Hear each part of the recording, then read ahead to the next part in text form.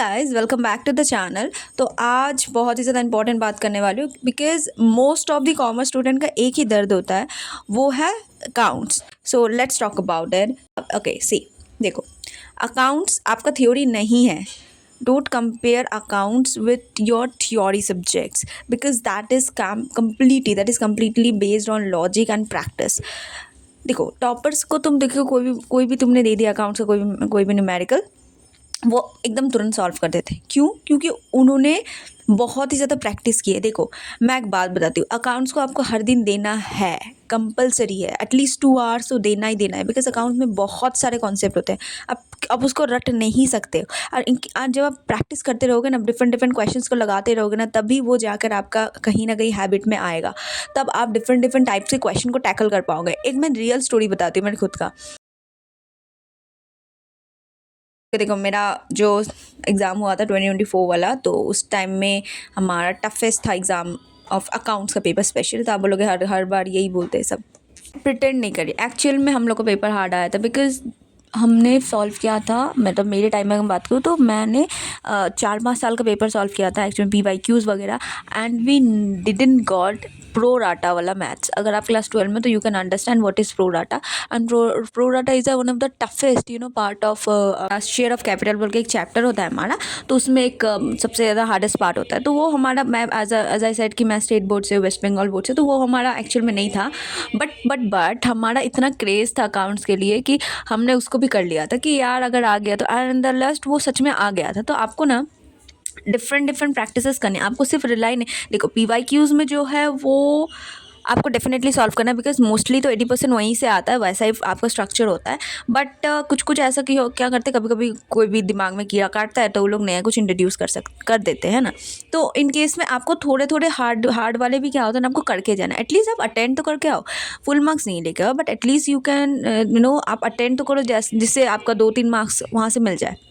तो आपको क्या करना है sir, keep on practicing because maths हो जाए या फिर आपका जो अकाउंट्स हो, आपका कोई भी न्यूमेरिकल वाला सब्जेक्ट है, तो वहाँ पर आपका प्रैक्टिस मेन काम करता है। बिकॉज जब आप प्रैक्टिस करते रहोगे तो डिफरेंट डिफरेंट क्वेश्चन में आप फंसोगे। सो दैट क्या होता है ना, आपका डिफरेंट क्वेश्चन में फंस हो गया, डिफरेंट कॉन्सेप्ट आपका पता चलते जाएगा, और वो चीज़ क्या होता है ना, और ज़्यादा हैबिट हो जाएगी आपकी, और ईजिली नेक्स्ट टाइम में आप बहुत ही अच्छे से मतलब कर सकते हो सॉल्व। और एक बात बताती हूँ, अगर आप कोई कॉन्सेप्ट कर रहे हो, ठीक है, फर्स्ट आपने कॉन्सेप्ट को समझा, ठीक है, आपको हर दिन 5 से 10 क्वेश्चन लगाने ही लगाने, मैटर नहीं करता है ना। 5-10 क्वेश्चन यहाँ पर कम बोल रही हूँ मैं।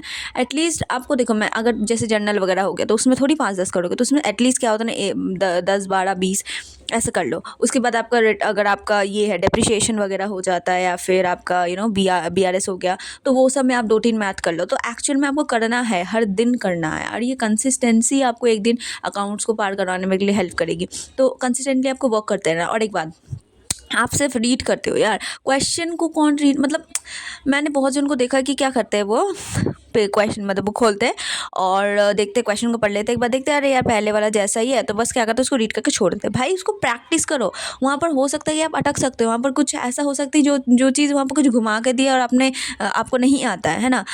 तो आपको नहीं आता है, मतलब कोई भी चीज़ ऐसे घुमा के दिया, आपने पढ़ लिया, अरे यार ये तो पहले वाला सेम ही है पहले वाला जैसा, तो आप क्या करते हो, उसको स्किप कर देते हो। But at the same time उसको प्रैक्टिस करके देखो एक बार, क्योंकि आप देखोगे तब कि यहाँ कुछ तो गड़बड़ है, कुछ ना कुछ तो गड़बड़ है, दया वाला सीन हो जाएगा।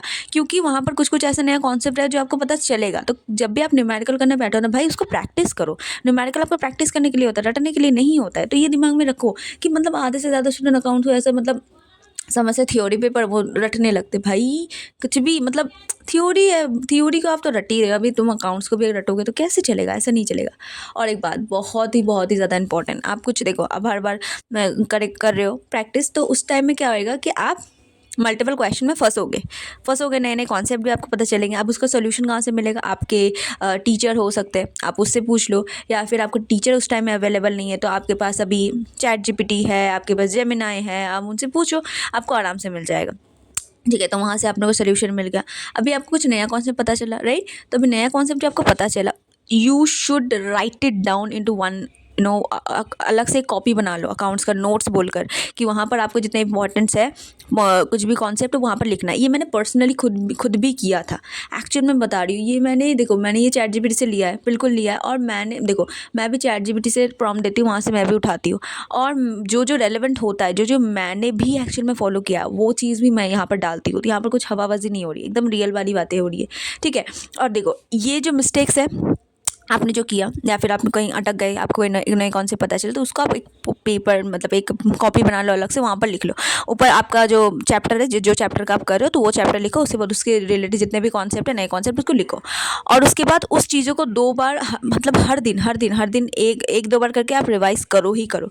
सो दैट क्या होता है, इन फ्यूचर में जब आप जाओगे, जब आप मैथ्स करने बैठोगे, अगर आपका वही कॉन्सेप्ट लगा या फिर इधर उधर का कोई भी दूसरा कॉन्सेप्ट आया, आप उसको ईजिली सॉल्व कर पाओगे, क्योंकि आपका कॉन्सेप्ट उस टाइम में क्लियर होएगा। और यही मतलब तुम बिलीव करो ना, मतलब, और ये चीज़ पे तुम बिलीव नहीं करोगे, यही चीज़ आपका एक मंत्र है, प्रैक्टिस एंड नए कॉन्सेप्ट में फंस रहे हो, बस मिस्टेक्स कर रहे हो, उसको राइट डाउन करो, आपके उसके सोल्यूशंस को राइट डाउन करो। और ये मैं पर्सनली बोल रही हूँ, मैंने भी खुद यही चीज़ की है। और उसके बाद मेरा अकाउंट्स बहुत ज़्यादा स्ट्रॉन्ग हो गया था। मैंने अकाउंट्स बताओ तो मेरे बहुत ही मतलब अभी भी मेरे को अकाउंट्स करते हुए बहुत ज़्यादा मज़ा आता है। तो अकाउंट्स आपका फेवरेट सब्जेक्ट बन जाएगा, आई डेयर टेल यू, अगर आपने ये चीज़ फॉलो की।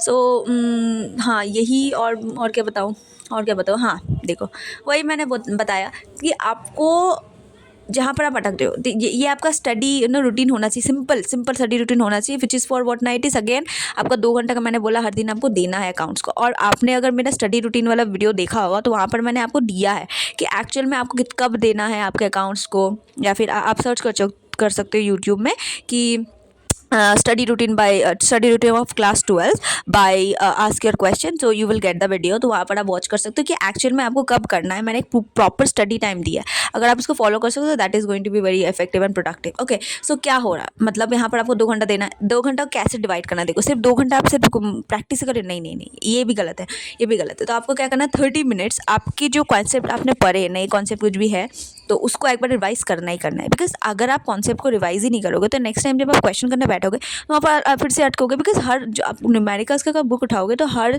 जगह आपको डिफरेंट थोड़े कॉन्सेप्ट मिलेंगे, जरूरी नहीं हर जगह सेम ही कॉन्सेप्ट चल रहा है, बिल्कुल नहीं। तो आपको क्या करना है, आपके जो कॉन्सेप्ट वगैरह है, उसको एक बार रिवाइज करना ही करना है। आपने एक बार रिवाइज कर लिया, thereafter what you have to do is 1 hour का आपको प्रैक्टिस करना है। उसके बाद अगेन आप फंसोगे कहीं ना कहीं में, तो उस मिस्टेक्स में आप वहाँ पर फंसोगे, उस क्वेश्चंस में अगेन आपके पास। हाँ, तो 30 मिनट्स आपने क्या किया, कॉन्सेप्ट वगैरह बिल्ड हो गया, मतलब कॉन्सेप्ट वगैरह जितना भी रिवाइज कर लिया, वो सब आपने कर लिया। नेक्स्ट आपने जो 1 आवर किया, उसको मतलब झाड़ के प्रैक्टिस कर लिया एकदम, जो भी आपको करना है वो चैप्टर मतलब पहले डिफाइन कर लो कि कौन सा चैप्टर आपको करना है। तो वो 1 चैप्टर आपने अच्छे से प्रैक्टिस कर लिया, उससे क्वेश्चन से प्रैक्टिस कर लिया। उसके बाद आप फंसोगे कहीं, ऐसा हो नहीं सकता कि आप फंसोगे नहीं। फंसोगे तो वो क्वेश्चन वो डाउट्स अपने टीचर्स के पास लेके जाओ, अपने कोचिंग वाले ट्यूशन टीचर्स के पास लेके जाओ।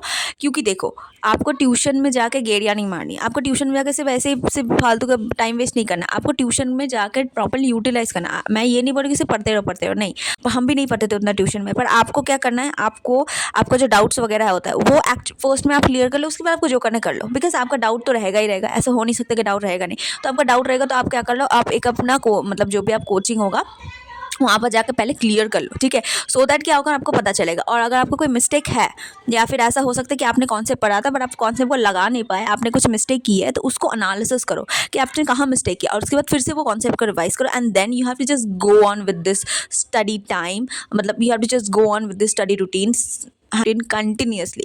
And consistency matters, consistency matter करता है। मैटर नहीं करता आप कौन से टीचर से पढ़ रहे हो, मैटर नहीं करता कि आप कहाँ पढ़ रहे हो, मैटर नहीं करता कि आप कौन से स्कूल कौन से कोचिंग में पढ़ रहे हो, मैटर करता है कि आप कितना सेल्फ स्टडी कर रहे हो, कितना कंसिस्टेंटी मेंटेन कर रहे हो, कितना डिसिप्लिन के साथ पढ़ रहे हो। और यही हमारा असली मंत्र होता है कोई भी किसी को भी टॉपर बनने का। अगर आप ये तीनों चीज़ फॉलो कर रहे हो ना, consistency with that, you're working on your mistakes, you're just doing self study, all these 3 things are the ramban, and the only way to score high marks in your exam। Matter नहीं करता कौन सा exam दे रहे हो, आप 10th दे रहे हो, 12th दे रहे हो, नहीं मैटर करता। you are preparing for anything, you have to give time for the self study, for doubt clearance। उसके बाद आपका और क्या था, मिस्टेक्स के ऊपर एनालिसिस करना है, राइट। तो ये सारी चीज़ें आपको करनी है, राइट। एंड कंसिस्टेंटली आपको ऑफकोर्स ये बातें वर्क करते रहना है। So I hope you understood, and if you have any doubt let me in the comments below. See you in the next one, bye bye.